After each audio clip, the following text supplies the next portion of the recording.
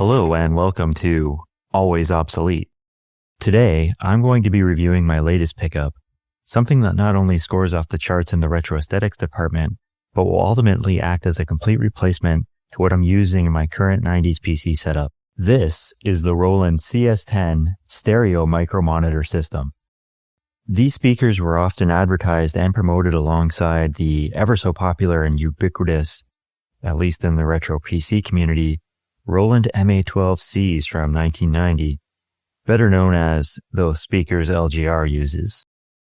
And yeah, even though I don't yet have a pair to test myself, it doesn't take much research to conclude by looking through the reviews from the time that the MA12Cs were the superior Roland speaker set of the two. Not to mention they cost almost twice as much as the CS-10s as referenced in this ad from the early 90s, $290 to $150.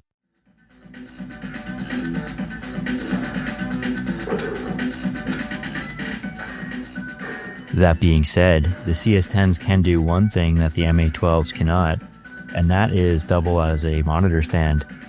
Just look at how nicely it supports that 17-inch Philips CRT.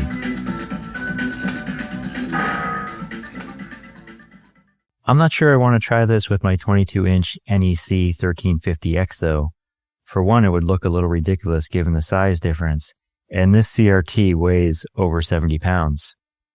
I don't trust that sitting on top of the 35-year-old plastic of the CS-10.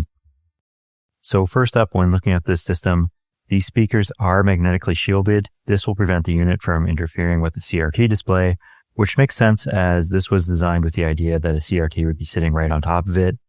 We have two 2-inch speakers on the left and right of the unit, with a third speaker hidden underneath, which is 5-inch for that extra bass boost. The unit itself is rather light, only about 3 pounds, but it feels solid enough to support a monitor like that Philips you saw earlier. On the front panel, we have volume and tone controls.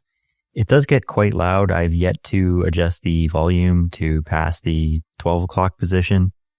The tone control works well. In setting it to the neutral position works best, but you really can sharpen or dull the sound as necessary. Power switch with indicator red light and a headphone jack conveniently placed in the front. Looking now at the back of the unit, we have two RCA ins and a 9-volt DC in at 1200 milliamps. Now, the adapter given to me with this unit was rated for only 300, so I should really stop using that one, as it seems to get suspiciously hot. Now, I won't be able to actually show you what these sound like through YouTube, of course, but I'm still going to run through some scenarios. I think where this unit shines is that it brings life to standard Sound Blaster 16 music that you get in games like Heretic or Descent.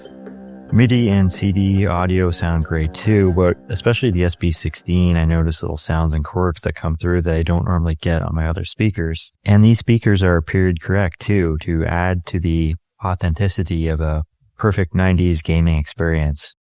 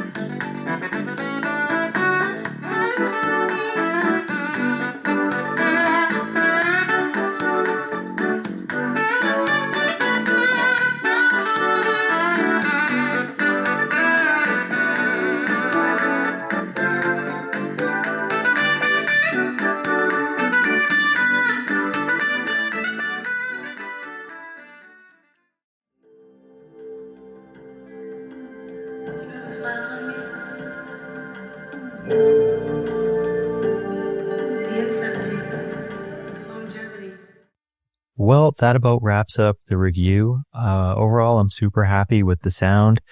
I needed a stand anyway. I'm going to pick up those MA12Cs. I'm sure I'll be absolutely blown away, but I'll be able to kind of compare and contrast then. As always, thanks for watching. See you next time.